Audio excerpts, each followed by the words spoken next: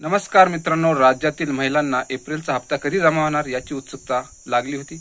अखेर राज्याच्या महिला आणि बाल विकास मंत्री आदिती तटकरे यांनी एप्रिलचा हा सन्मान निधी कधीपासून बँकेत जमा होणार आहे या संदर्भातील महत्त्वाची अपडेट दिली आहे। मंत्री आदिती तटकरे यांनी एक्स पोस्टवरून माहिती दिली आहे।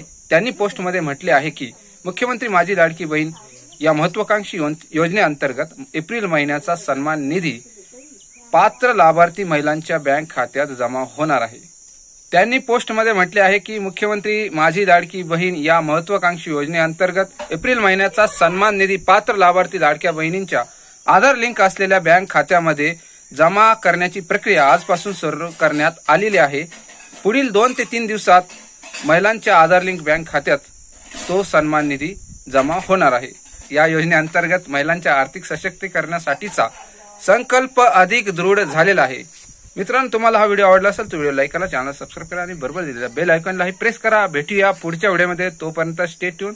धन्यवाद।